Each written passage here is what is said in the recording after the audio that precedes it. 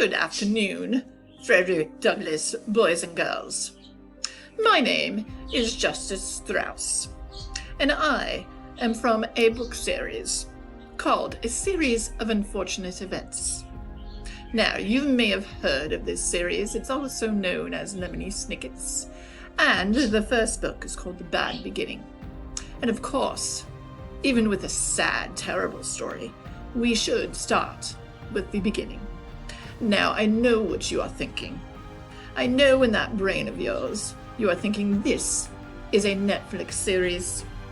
And why should I even bother to listen to a read aloud about a series that I can watch on TV? Well, I am a justice, and that is the same thing as a judge. That is my job. And judges, of course, are concerned with the truth. Now, the book The Bad Beginning tells the truth of what happens to the Baudelaire children. It tells the truth about the enemy and the evil man that they face. The series on Netflix, they make up things. They add things that did not happen in the book. They do not tell the truth about what the author wanted to convey. And Lemony Snickett does not like the series. Neither do I, since I'm a judge, and I am concerned with the truth and nothing but the truth. Most of the things that happen in the Netflix series never happened to the Baudelaire children. So that is why you should listen to the read aloud. And there's going to be fabulous voices in the read aloud that will make you think you are with Violet, Klaus, and Sunny. And you need to know everything you can about the madman that is after them, because one day he could come after you, and you must be prepared. So please listen, though this is not a happy story. If you want a happy story, go ahead and get off and watch Disney. Go and watch the Disney Channel, where almost everything works out happily. Almost everything. But the Baudelaire children here need you to hear the truth and nothing but the truth. So in just a moment, we are going to start with the first and second chapters. But remember that we have Violet, who is the oldest child at 12. And then we have Klaus. Klaus is the second oldest at 10. And Sunny is just a wee little baby that they all take care of. They are all talented children and very creative, and each one of them is good at different things. Pay attention to those things, because it could save their lives, and the things you are good at could save yours if this villain comes after you. Also remember, this is an unhappy story with many unhappy events. And the Baudelaire children need to be as sharp as a tack in order to escape. So please pay attention to all of the tragedy, all of the unfortunate events that do happen. And after the read aloud is finished, please go to Schoology to answer questions about these characters and to give your opinion on the book and tell what is different and what is the same between the book and the Netflix series. Because much is the same, but much is different. The truth is what we are looking for here. So let us please begin with Chapter 1 of The Bad Beginning by Lemony Snickett. There are a few words I want to introduce before we do start reading. The first is rickety. Rickety means that something seems unstable and that it's about to break. Makes a lot of noise and shakes. Perished. Perished is another word for died. Blanched. Now blanched, if you're talking about a person and they blanch, that means they turn very pale. the color goes out of their face, so they look rather sickly or shocked. Briskly. If someone is walking very briskly, they're walking at a rather fast pace that can keep them in shape or help them get to where they want to in a quick manner. Orphans. Now, orphans is a word you may have heard, and it means that you have no family left, no parents, no grandparents, no one to live with. You are on your own. And forlorn. Forlorn is one of my favorite words. It's very similar to sad.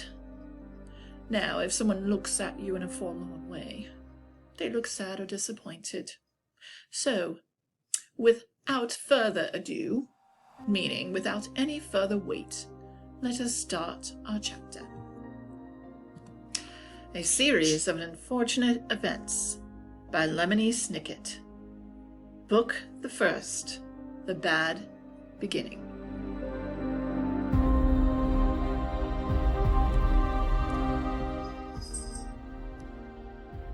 Dedication to Beatrice, darling, dearest, dead.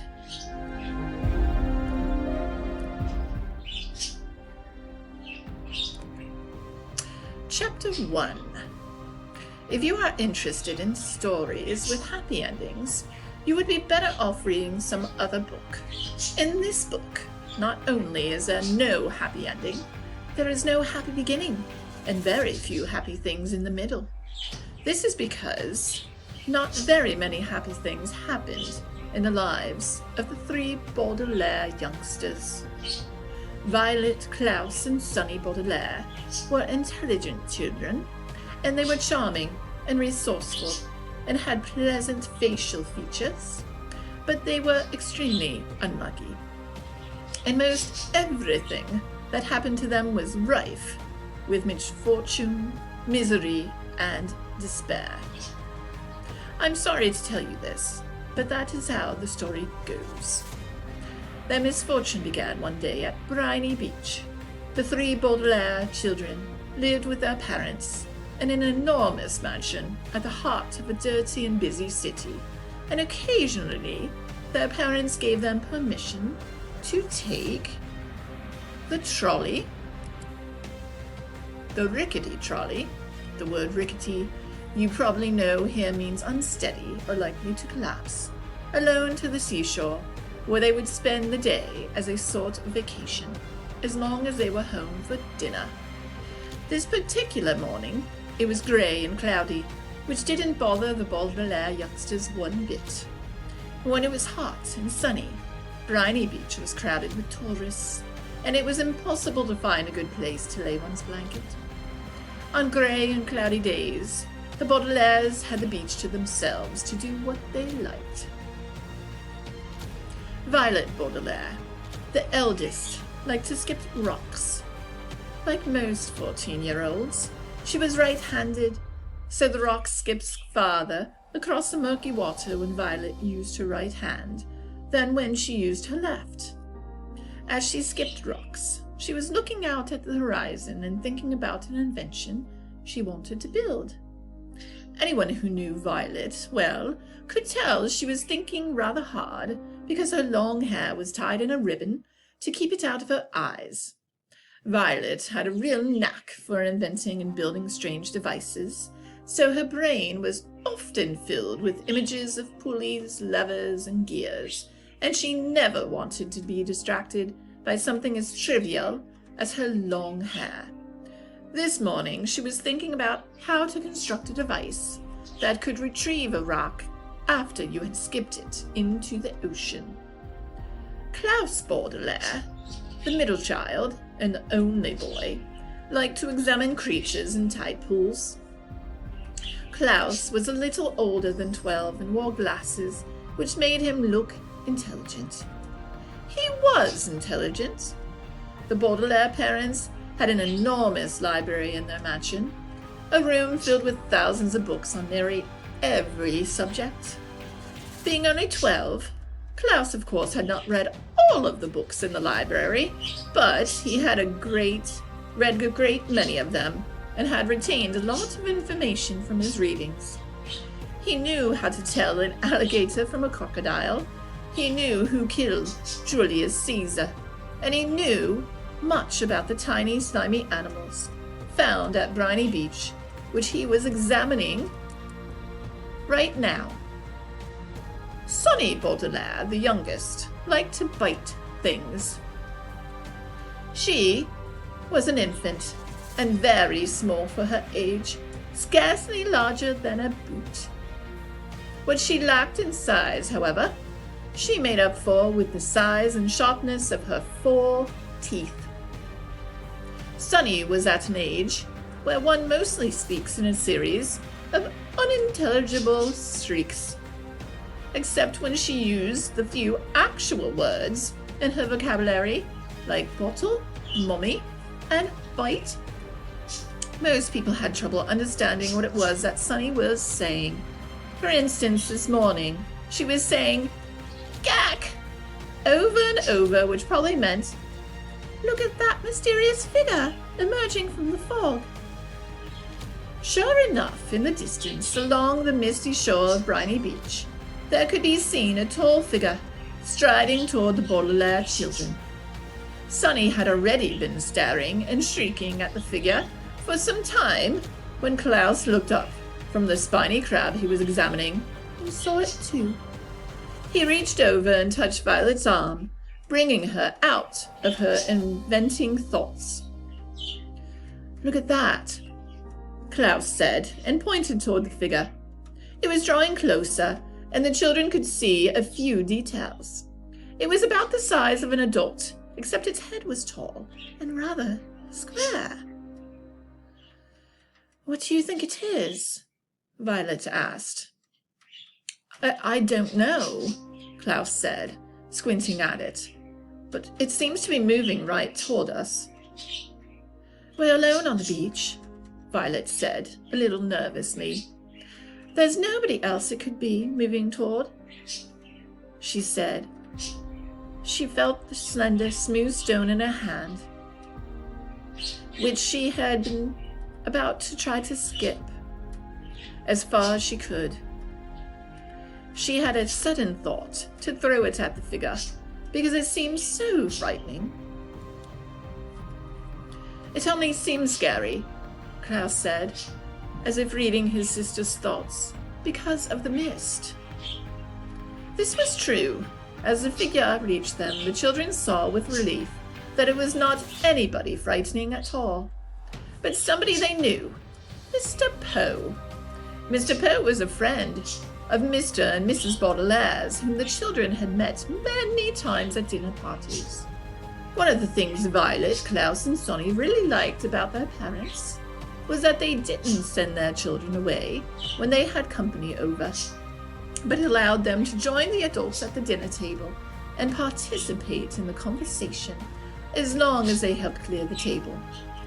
The children remembered Mr. Poe because he always had a cold and was constantly excusing himself from the table to have a fit of coughing in the next room. Mr. Poe took his top hat off, which had made his head look rather large and square in the fog, and stood for a moment, coughing loudly into a white handkerchief. Violet and Klaus moved forward to shake his hand and say, "How do you do?" "How do you do?" said Violet. "How do you do?" said Klaus. "How do yow?" said Sonny. "I am fine, thank you," said Mr. Poe, but he looked very sad. For a few seconds nobody said anything, and the children wondered what Mr. Poe was doing there at Briny Beach, when he should have been at the bank in the city where he worked. He was not dressed for the beach. "It is a nice day," Violet said finally, making conversation. Sonny made a noise that sounded like an angry bird, and Klaus picked her up and held her. "Yes, it is a nice day," Mr. Poe said absently, staring out at the empty beach. "I'm afraid I have some Very bad news for you children." The three Baudelaire siblings looked at him. Violet, with some embarrassment, felt the stone in her left hand and was glad she had not thrown it at Mr. Poe. "Your parents," Mr. Poe said, "have perished in a terrible fire." The children did not say anything. "They perished," Mr. Poe said, "in a fire that destroyed the entire house. I am very, very sorry to tell you this, my dears." Violet took her eyes off Mr. Poe and stared out at the ocean. Mr. Poe had never called the Baudelaire children my dears before. She understood the words he was saying, but thought he must be joking, playing a terrible joke on her and her brother and sister. "Perished," Mr. Poe said, "means killed." "We know what the word perished means," Klaus said crossly. He did know what the word perished meant, but he was still having trouble understanding exactly what it was that Mr. Poe had said. It seemed to him that Mr. Poe must somehow have misspoken. "The fire department arrived, of course," Mr. Poe said. "But they were too late. The entire house was engulfed in flames. It burned to the ground." Klaus pictured all the books in the library going up in flames. Now he'd never read all of them. Mr. Poe coughed several times into his handkerchief before continuing. "I was sent to retrieve you here, and to take you home where you'll stay for some time while we figure things out. I am the executor of your parents' estate. That means I will be handling their enormous fortune and figuring out where you children will go. When Violet comes of age, the fortune will be yours, but the bank will take charge of it until you are old enough." Although he said he was the executor, Violet felt like Mr. Poe was the executioner. He had simply walked down the beach to them and changed their lives forever. "Come with me," Mr. Poe said, and held out his hand. In order to take it, Violet had to drop the stone she was holding. Klaus took Violet's other hand, and Sonny took Klaus's other hand, and in that manner, the three Baudelaire children, the Baudelaire orphans now, were led away from the beach and from their previous lives. Chapter 2.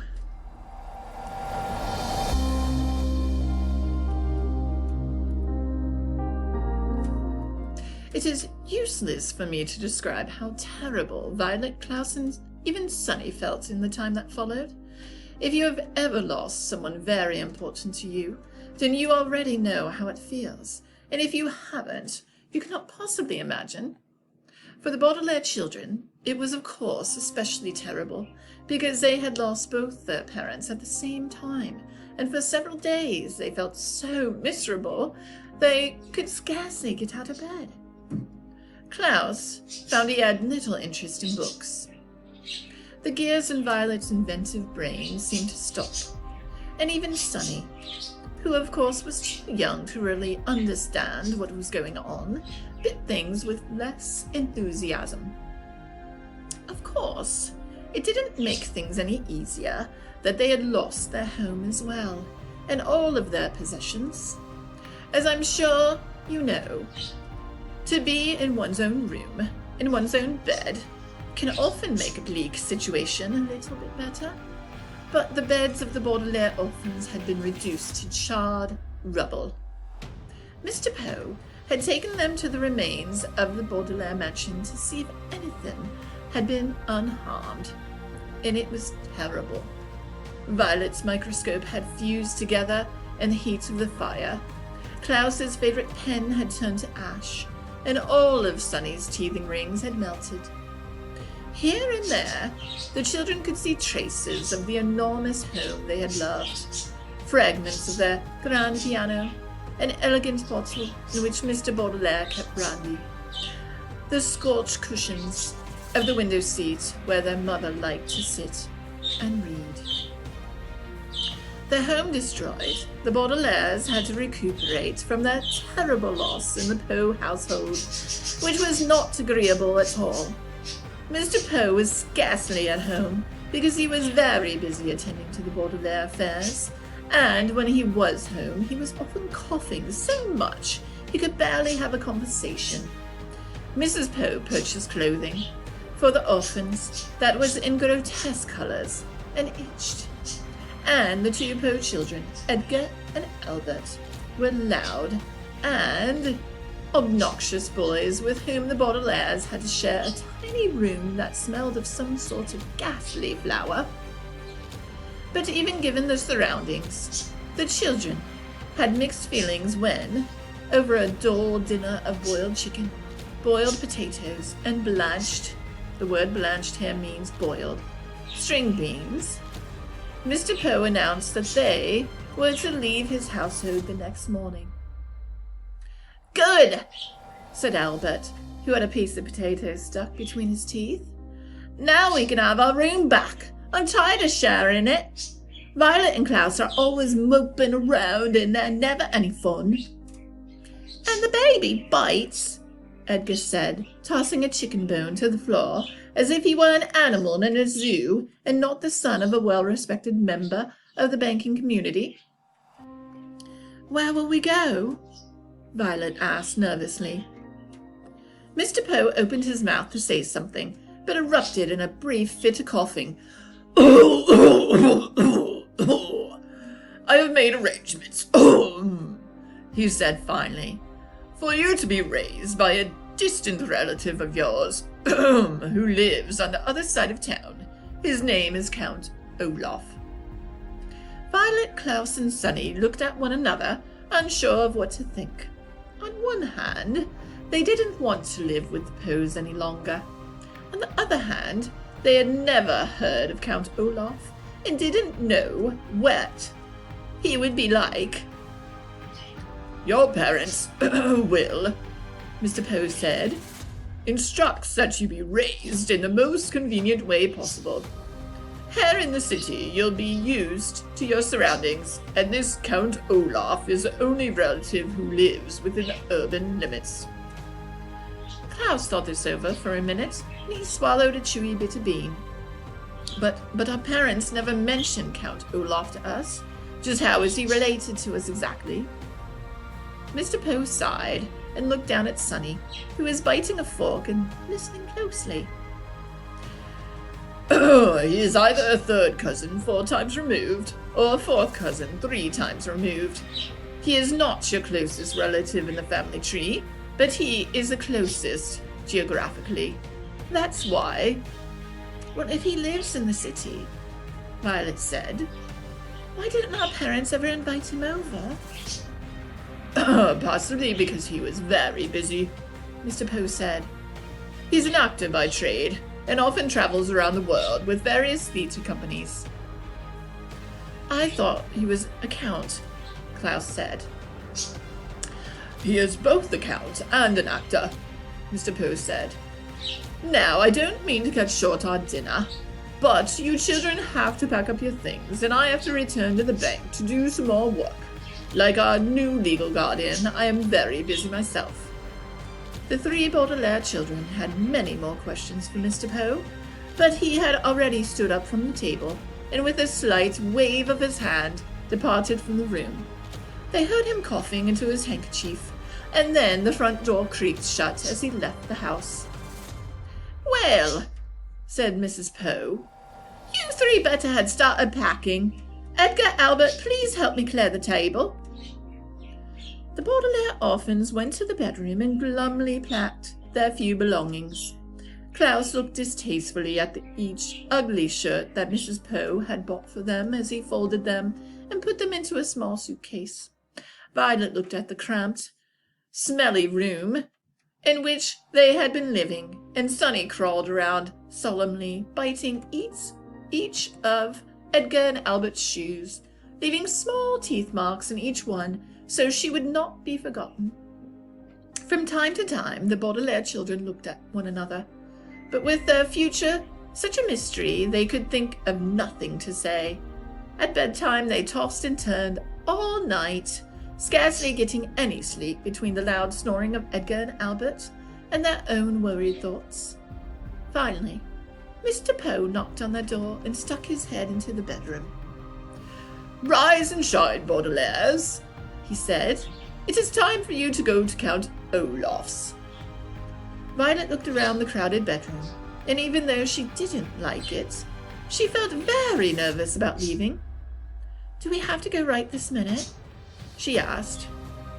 Mr. Poe opened his mouth to speak, but had to cough a few times before he began. "Well, yes, you do. I'm dropping you off on my way to the bank, so we need to leave as soon as possible. Please get out of bed and get dressed," he said briskly. The word briskly here means quickly, so as to get the Baudelaire children to leave the house. The Baudelaire children left the house. Mr. Poe's automobile rumbled along the cobblestone streets of the city toward the neighborhood where Count Olaf lived. They passed horse-drawn carriages and motorcycles along Doldrum Drive. They passed a fickle fountain, an elaborately carved monument that occasionally spat out water, in which young children played. They passed an enormous pile of dirt, where the royal gardens once stood. Before too long, Mr. Poe drove his car down a narrow alley lined with houses made of pale brick and stopped halfway down the block. "Here we are," Mr. Poe said in a voice undoubtedly meant to be cheerful. "Your new home." The Baudelaire children looked out and saw the prettiest house on the block. The bricks had been cleaned very well, and through the wide and open windows one could see an assortment of well-groomed plants. Standing in the doorway with a hand on the shiny brass doorknob was an older woman, smartly dressed, who was smiling at the children. In one hand she carried a flower pot. "Hello there," she called out. "You must be the children Count Olaf is adopting." Violet opened the door of the automobile and got out to shake the woman's hand. It felt firm and warm, and for the first time in a long while, Violet felt as if her life and the lives of her siblings might turn out well after all. "Yes," she said. "Yes, we are. I'm Violet Baudelaire, and this is my brother Klaus and my sister Sunny. And this is Mr. Poe, who has been arranging things for us since the death of our parents." "Oh, yes, I heard about the accident," the woman said, as everyone said, "How do you do?" "I am Justice Strauss." "Well, that's an unusual first name," Klaus remarked. "Oh, it's my title," she explained. "Not my first name. I serve as a judge on the High Court." "How fascinating," Violet said. "And are you married to Count Olaf?" "Oh, goodness me, no," Justice Strauss said. "I don't actually know him that well at all. He is my next-door neighbor." The children looked from the well-scrubbed house of Justice Strauss to the dilapidated one next door. The bricks were stained with soot and grime. There were only 2 small windows, which were closed, with the shades drawn, even though it was a nice day. Rising above the windows was a tall and dirty tower that tilted slightly to the left. The front door needed to be repainted, and carved in the middle of it was an image of an eye. The entire building sagged to the side like a crooked front tooth. "Ah!" said Sunny, and everyone knew what she meant. She meant, "What a terrible place! I don't want to live there at all." "Well, it was very nice to meet you," Justice Strauss said. "Yes, nice to meet you too," Violet said to Justice Strauss. "Yes," said Justice Strauss, gesturing to her flower pot. "Perhaps one day you could come over and help me with my gardening." "Well, that would be very pleasant," Violet said, very sadly. It would, of course, be very pleasant to help Justice Strauss with her gardening, but Violet could not keep thinking that it would be far more pleasant to live in Justice Strauss's house instead of Count Olaf's. What kind of man, Violet wondered, would carve an image of an eye into his front door? Mr. Poe tipped his hat to Justice Strauss, who smiled at the children and disappeared into a lovely house. Klaus stepped forward and knocked on Count Olaf's door, his knuckles rapping right in the middle of the carved eye. There was a pause, and then the door creaked open and the children saw Count Olaf for the first time. "Well, hello," Count Olaf said in a wheezy whisper. He was very tall and very thin, dressed in a greyish suit that had many dark stains on it. His face was unshaven, and rather than two eyebrows like most human beings have, he had just one long one. His eyes were very, very shiny, which made him look both hungry and angry. "Well, hello, my children. Please step into your new home and wipe your feet outside so no mud gets indoors." As they stepped into the house, Mr. Poe behind them, the Baudelaire orphans realized what a ridiculous thing Count Olaf had just said. The room in which they found themselves was the dirtiest they have ever seen, and a little bit of mud from outdoors wouldn't have made a bit of difference. Even by the dim light of one bare light bulb that hung from the ceiling, the three children could see that everything in this room was filthy, from the stuffed head of a lion, which was nailed to the wall, to the bowl of apple cores, which sat on a small wooden table. Klaus willed himself not to cry as he looked around. "Oh, well, this room looks like it needs a little work," Mr. Poe said, peering around in the gloom. "Oh, I realize that my humble home isn't as fancy as the Baudelaire mansion," Count Olaf said. "But perhaps with a bit of your money, we could fix it up a little nicer." Mr. Poe's eyes widened in surprise, and his coughs echoed in the dark room before he spoke.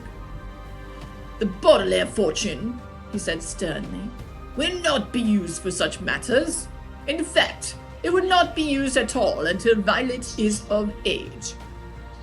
Count Olaf turned to Mr. Poe with a glint in his eye like an angry dog. For a moment, Violet thought he was going to strike Mr. Poe across the face, but then he swallowed.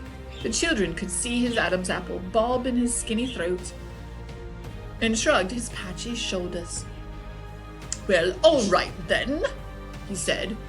"It's the same to me. Thank you very much, Mr. Poe, for bringing them here.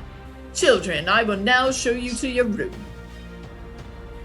"Well, goodbye, Violet, Klaus, and Sonny," Mr. Poe said, stepping back through the front door. "I hope you will be very happy here.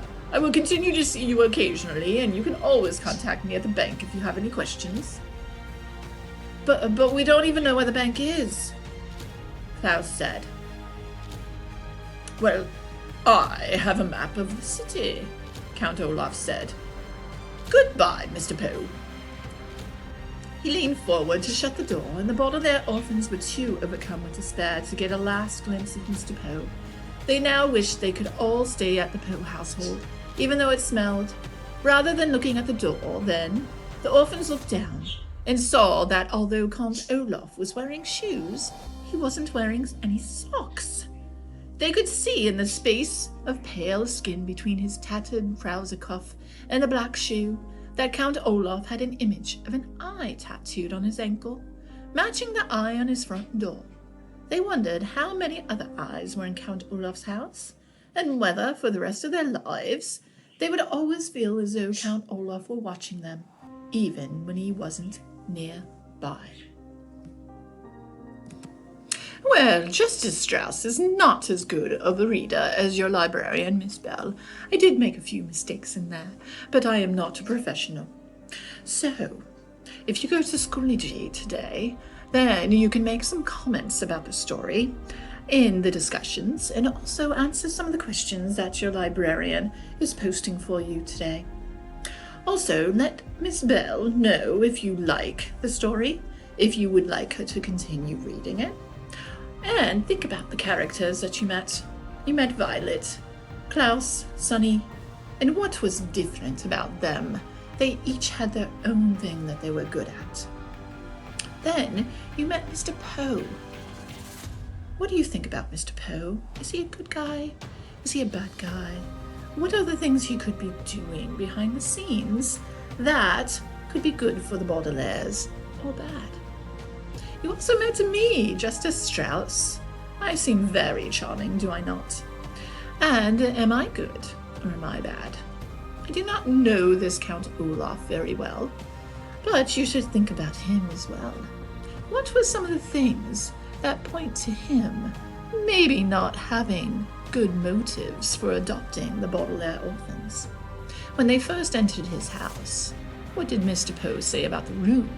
And what did Count Olaf say he could do in order to make it better? And what were some other clues to Count Olaf and his personality? So you can answer all those things on Schoology. And don't forget to watch each video so you don't miss any part of the story and any part of the truth about the children, the Baudelaire orphans. Well, my dears, have a fabulous night. I must be off. I am about to go into the city, but I will see you next week. And we will continue. Have a fantastic day and evening, my dears.